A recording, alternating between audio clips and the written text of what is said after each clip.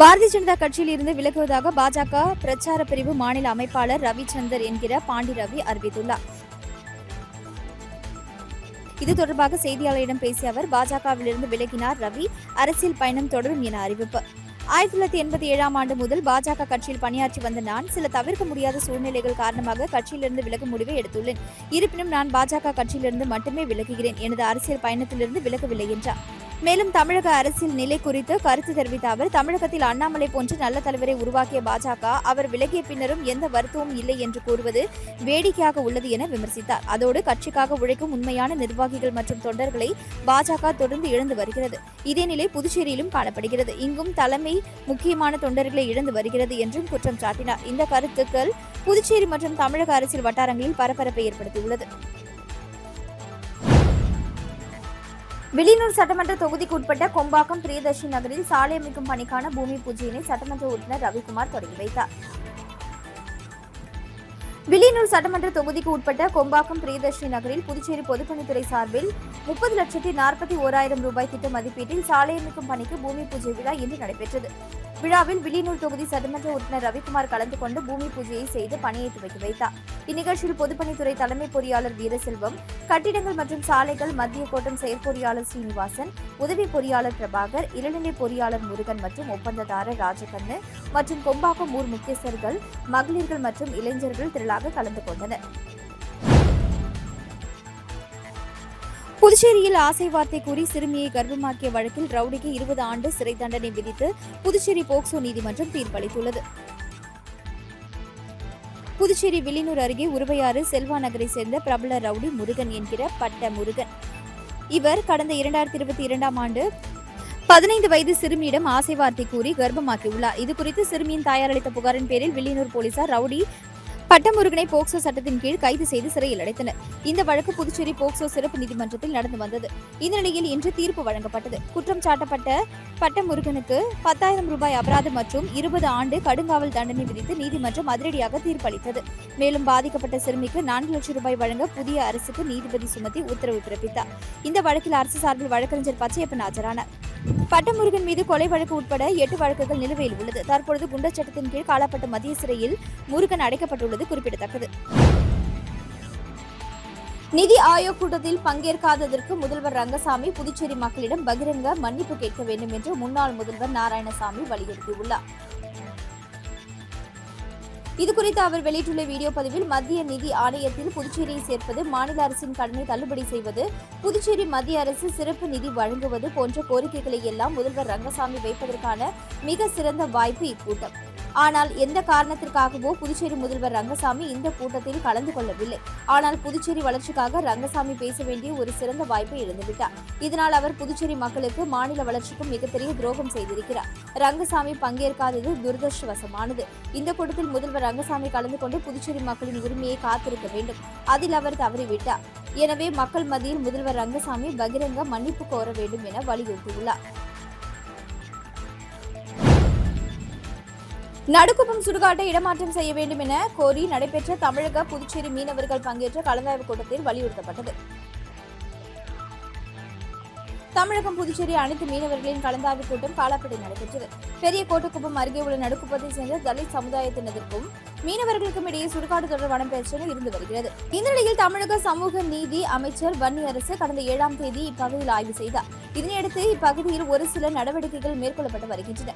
இதற்கு மீனவர்கள் கடும் எதிர்ப்பு தெரிவித்து வருகின்றனர். இந்த நிலையில் மீனவர்களின் கலந்தாய்வு கூட்டம் காலாப்பட்டில் நடைபெற்றது.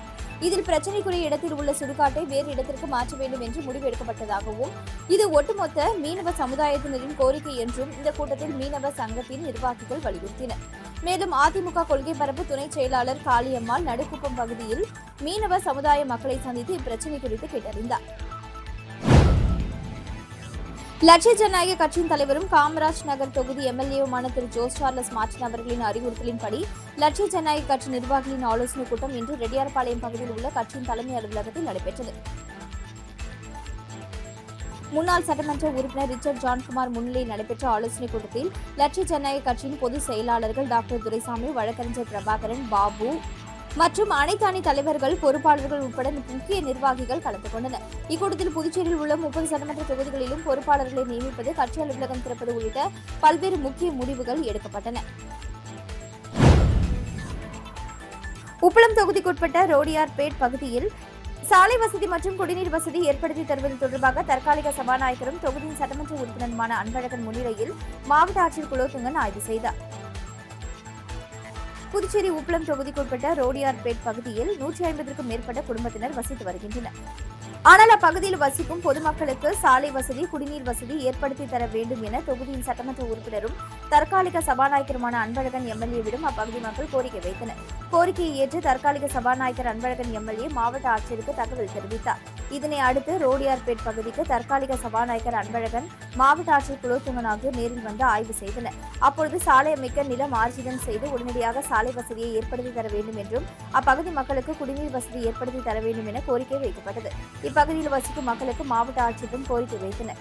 இதுகுறித்து உடனடியாக நடவடிக்கை எடுப்பதாக மாவட்ட ஆட்சியர் உறுதியளித்தார். மேலும் உடனடியாக மாவட்ட ஆட்சியரை அழைத்து வந்து தங்கள் பகுதிக்கு ஆய்வு செய்ய வைத்த தொகுதியின் சட்டமன்ற உறுப்பினர் தற்காலிக சபாநாயகருமான அன்பழகனுக்கு அப்பகுதி மக்கள் நன்றி தெரிவித்தனர். இந்த ஆய்வின் பொழுது உள்ளாட்சித்துறை, புதுச்சேரி நகராட்சி பொதுப்பணித்துறை, குடிநீர் பிரிவு உள்ளிட்ட அதிகாரிகள், அதிமுக புதுச்சேரி மாநில இளைஞர் மற்றும் இளம்பெண்கள் பாசறை செயலாளர் தமிழ்வேந்தன், அப்பகுதி மக்கள், அதிமுக நிர்வாகிகள் உடனிருந்தனர். புதுச்சேரி யூனியன் பிரதேசத்திற்கு ஆண்டுதோறும் 10% கூடுதல் நிதியை மத்திய அரசு ஒதுக்கீடு செய்ய வேண்டும் என்று முதல்வர் ரங்கசாமி வலியுறுத்தியுள்ளார். புதுடெல்லியில் பிரதமர் நரேந்திர மோடி தலைமையில் நிதி ஆயோக் கூட்டம் நேற்று நடைபெற்றது. இதில் புதுச்சேரி முதல்வர் ரங்கசாமி பங்கேற்கவில்லை. அவர் சார்பில் தயாரிக்கப்பட்ட மத்திய அரசிடம் சமர்ப்பிக்கப்பட்ட அவரது உரையை முதல்வர் ரங்கசாமி அலுவலகம் வெளியிட்டது. அதில் தேசிய அளவில் ஏற்பட்டு வரும் மிகப்பெரிய மாற்றங்களுக்கு ஏற்ப பிரதமரின் வளர்ச்சியடைந்த பாரதம் 2047 என்ற தொலைநோக்கு பார்வையை செயல்படுத்தும் வகையில் தனிநபர் வருமான அடிப்படையில் யூனியன் பிரதேசங்களுக்கிடையே புதுச்சேரி 3வது இடத்திலும், நிலையான விலைகளின் அடிப்படையிலான மொத்த மாநில உள்நாட்டு உற்பத்தியில் அகில இந்திய அளவில் 11வது இடத்திலும் உள்ளது. நிதி பற்றாக்குறை சுமார் 1.33%, நிதி பற்றாக்குறை அளவானது நிர்ணயித்துள்ள 3% என்ற இலக்கை விட குறைவாகும். பொருளாதார ரீதியாக சாத்தியமான மற்றும் வருவாய் ஈட்டக்கூடிய உள்கட்டமைப்பு திட்டங்களை மேற்கொள்வதன் மூலம் அரசு மூலதன செலவினத்தை அதிகரித்துள்ளது. எனவே மத்திய நிதி குழுவின் வரம்பிற்குள் புதுச்சேரி யூனியன் பிரதேசத்தையும் சேர்க்க வேண்டும். மத்திய நிதி குழுவில் சேர்க்கும் வரையில் 2026-27 நிதியாண்டு முதல் ஆண்டுதோறும் மத்திய அரசு நிதி உதவியை 10% உயர்த்தி தர வேண்டும் என்று வலியுறுத்தப்பட்டுள்ளது. புதுச்சேரி மத்திய பல்கலைக்கழகத்தில் முதுநிலை படிப்புகளை மற்றும் முதுநிலை பட்டய படிப்புகளுக்கு விண்ணப்பிக்க காலக்கெடு நீட்டிக்கப்பட்டுள்ளது. இதுகுறித்து இப்பல்கலைக்கழகம் வெளியிட்டுள்ள செய்திக்குறிப்பில் 2026-27 கல்வியாண்டிற்கான முதுநிலை மற்றும் முதுநிலை பட்டய படிப்புகளில் சேர்வதற்கு இணைய வழி விண்ணப்பங்களை சமர்ப்பிக்கும் கடைசி தேதி ஜூன் 15 வரை நீட்டிக்கப்பட்டுள்ளது. முன்னர் நிர்ணயிக்கப்பட்ட காலக்கெடுவிற்குள் இணைய வழி விண்ணப்ப செயல்முறையை முடிக்க முடியாத செல்லுபடியாகும். 2026 மதிப்பெண்ணை கொண்ட தகுதியுள்ள விண்ணப்பதாரர்களுக்கு ஒரு வாய்ப்பை வழங்குவதற்காக இந்த கால நீட்டிப்பு வழங்கப்பட்டுள்ளது. ஏற்கனவே இதற்கு ஜூன் 11ஆம் தேதி கடைசி நாளாக அறிவிக்கப்பட்டிருந்தது. புதுச்சேரி அரசு மகளிர் மற்றும் குழந்தைகள் மேம்பாட்டுத்துறை மூலம் லாஸ்பேட்டை தொகுதியில் உள்ள முதியவர்களுக்கு இலவச போர்வைகள் மற்றும் காலணிகளை சட்டமன்ற உறுப்பினர் சிவக்கொழுந்து வழங்கினார். புதுச்சேரி லாஸ்பேட்டை சட்டமன்ற தொகுதிக்குட்பட்ட முதியோர் உதவித்தொகை பெற்று வரும் அனைத்து மக்களுக்கும் மகளிர் மற்றும் குழந்தைகள் மேம்பாட்டுத்துறையின் கீழ் இயங்கும் அங்கன்வாடி மையங்கள் மூலம் வழங்கப்படும் இலவச போர்வை மற்றும் காலணிகள் வழங்கும் நிகழ்ச்சியினை தொகுதியின் சட்டமன்ற உறுப்பினர் சிவக்கொழுந்து இன்று துவக்கி வைத்தார். இதில் முதற்கட்டமாக ஜீவானந்தபுரம் மற்றும் குறிஞ்சிநகர் பகுதியில் உள்ள அங்கன்வாடி மையங்களுக்கு பயன்பெறும் மக்களுக்கு வழங்கினார். அப்பொழுது ஊர் முக்கியஸ்தர்களும், லாஸ்பேட்டை என்ஆர் காங்கிரஸ் நிர்வாகிகளும், ஸ்ரீ சப்தகிரி அறக்கட்டளையின் பொறுப்பாளர் ரமேஷ்குமார் மற்றும் பொதுமக்களும் திரளாக கலந்து கொண்டு விழாவினை சிறப்பித்தனர். ஊசுடு சட்டமன்ற தொகுதிக்குட்பட்ட சேந்தநத்தம் சுடுகாடு பாதையில் கழிவுநீர் வாய்க்கால் அமைக்கும் பணிக்கான பூமி பூஜையை சட்டமன்ற உறுப்பினர் கார்த்திகேயன் தொடங்கி வைத்தார். ஊசுடு சட்டமன்ற தொகுதியின் சேந்தநத்தம் சுடுகாடு சாலையில் கழிவுநீர் வாய்க்கால் அமைக்கும் பணிக்கான பூமி பூஜை விழா இன்று நடைபெற்றது. 28 லட்சம் ரூபாய் மதிப்பீட்டில் மேற்கொள்ளப்படும் பணியை ஊசுடு தொகுதியின் சட்டமன்ற உறுப்பினர் கார்த்திகேயன் தலைமையில் பூமி பூஜை செய்து பணி தொடங்கி வைக்கப்பட்டது. இந்நிகழ்ச்சியில் கொம்யூனியன் பஞ்சாயத்து ஆணையர் பிரபாகர், உதவி பொறியாளர் சத்யநாராயணன், இளநிலை பொறியாளர் பிரதீப்குமார் உள்ளிட்ட அதிகாரிகள் மற்றும் ஊர் முக்கிய பொதுமக்கள் பலர் கலந்து கொண்டு நிகழ்ச்சியை சிறப்பித்தனர். இந்த பணியின் பொழுது அப்பகுதியில் நீண்ட காலமாக நிலவி வந்த கழிவுநீர் தேக்கம் மற்றும் சுகாதார பிரச்சினைகளுக்கு தீர்வு கிடைக்கும் என பொதுமக்கள் நம்பிக்கை தெரிவித்துள்ளனர்.